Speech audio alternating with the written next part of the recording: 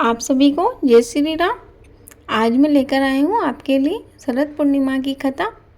दोस्तों, यदि आपने मेरे चैनल को सब्सक्राइब नहीं किया है तो प्लीज़ चैनल को सब्सक्राइब कर लीजिए। हिंदू पंचांग के अनुसार आश्विन माह के शुक्ल पक्ष की पूर्णिमा तिथि को शरद पूर्णिमा कहा जाता है। इसे कोजागौरी पूर्णिमा, कौमुदी व्रत, रास पूर्णिमा आदि नामों से भी जाना जाता है। माँ लक्ष्मी व भगवान विष्णु का स्मरण करते हुए कथा शुरू करते हैं। ध्यान से कथा सुनिएगा। हर महीने पूर्णिमा का व्रत विधि विधान से करने पर माँ लक्ष्मी व विष्णु भगवान का आशीर्वाद प्राप्त होता है। विशेषतः यह व्रत संतान प्राप्ति हेतु किया जाता है। एक साहूकार था जिसके 2 पुत्रियां थीं। दोनों पुत्रियां पूनम का व्रत किया करती थी। बड़ी पुत्री पूनम का व्रत पूरे विधि विधान से करती थी एवं सच्चे मन से भगवान की सेवा में लीन रहती थी, परंतु छोटी पुत्री व्रत तो करती थी लेकिन विधिवत पूजन नहीं करती थी। वह नियमों को झूठा आडंबर मानकर हंसी टिटोली किया करती थी। समय के साथ दोनों पुत्रियां जवान हुई। साहूकार को उनके विवाह की चिंता सताने लगी। साहूकार ने योग्य वर ढूंढकर दोनों का हिंदू रीति रिवाज के अनुसार विवाह कर दिया और अपने ससुराल के लिए विदा कर दी। दोनों अपने अपने ससुराल में सुखी वैवाहिक जीवन जीने लगी। समय के साथ बड़ी पुत्री को संतान की प्राप्ति हुई। उसके 2 पुत्र थे, लेकिन छोटी पुत्री के संतान तो पैदा होती, परंतु वह पैदा होते ही दम तोड़ देती। साहूकार की छोटी पुत्री के साथ लगातार ऐसा होता रहा। संतान तो पैदा होती, परंतु पैदा होते ही मृत्यु को प्राप्त हो जाती। उसके ससुराल वाले बहुत परेशान हो गए। साहूकार भी बहुत चिंतित था। एक दिन उसके ससुराल वालों ने एक ब्राह्मण को बुलाया और सारी बात बताई। ब्राह्मण ने अपने तप के प्रभाव से स्मरण किया तो उसने कहा कि आपकी बहू पूनम का व्रत करती है, परंतु पूरे नियमों का पालन नहीं करती और नियमों को झूठा आडंबर मानकर अनदेखा करती है। इसी के फलवश इसे संतान की प्राप्ति नहीं हो पा रही। ब्राह्मण देवता से इसका उपाय पूछने पर ब्राह्मण देवता बोले कि आपकी वधू को दोबारा पूर्णिमा के व्रत शुरू करने चाहिए और 1 वर्ष तक पूर्णिमा का व्रत करे। शरद पूर्णिमा के दिन विधिवत पूजन करे, नियमों का पालन करे। इससे इसको संतान की प्राप्ति संभव है। शरद पूर्णिमा के व्रत के फलस्वरूप इसे स्वस्थ संतान की प्राप्ति हो जाएगी। साहूकार की छोटी बेटी ने जैसा कि ब्राह्मण ने कहा पुनः पूनम का व्रत शुरू किया। वह 1 वर्ष तक पूनम का व्रत किया। भाग्यवश जिस दिन पूनम थी उसी दिन साहूकार की छोटी बेटी को पुत्र की प्राप्ति हुई, परंतु वह पैदा होते ही मृत्यु को प्राप्त हो गया। लेकिन साहूकार की छोटी पुत्री ने उस मरे हुए बेटे को पाटे पर सुला दिया और कपड़े से ढक दिया।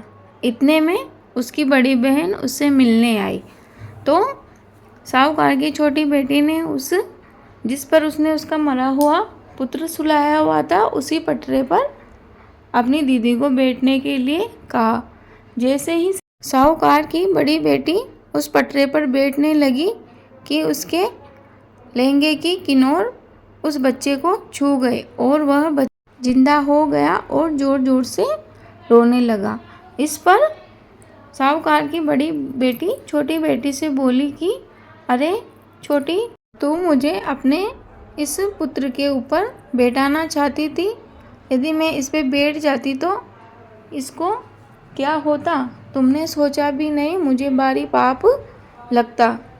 तब साहूकार की छोटी बेटी की आंखें आंसुओं से भर आई और वह जोर जोर से रोने लगी और अपनी दीदी के पैरों में गिर पड़ी और बोली, दीदी, मेरे तो यह पुत्र मरा हुआ ही पैदा हुआ था, परंतु स्पर्श मात्र से ही इसको जीवन मिल गया और यह जीवित हो गया।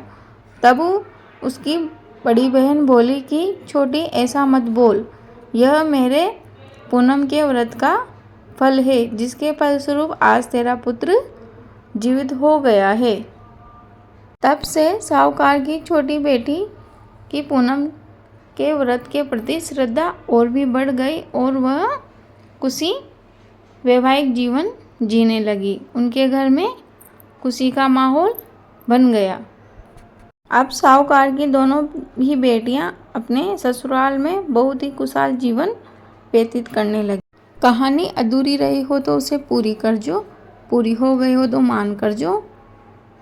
बोलो विष्णु भगवान की जय, बोलो लक्ष्मी मैया की जय। आइए अब जानते हैं पूजा विधि। दोस्तों, अगर आपने अभी तक वीडियो को लाइक नहीं किया है तो प्लीज़ वीडियो को लाइक कर लीजिए। शरद पूर्णिमा के दिन सुबह जल्दी उठें और किसी भी पवित्र नदी में स्नान करें। यदि संभव ना हो तो घर पर ही नहाने के पानी में गंगा जल मिलाकर उससे स्नान करें। वह स्वयं को पवित्र कर ले। इसके पश्चात अपने इष्ट देव के सामने व्रत का संकल्प ले। पूजा के स्थान को पवित्र कर ले और वहाँ पर लाल या पीले रंग का वस्त्र बिछाए और उस पर भगवान विष्णु व माता लक्ष्मी जी की मूर्तियाँ स्थापित कर दे।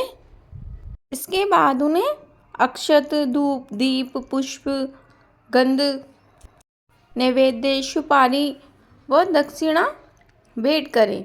इसके पश्चात व्रत का संकल्प दोहराए। माँ लक्ष्मी व विष्णु भगवान के सामने शुद्ध देसी घी का दीपक जलावे।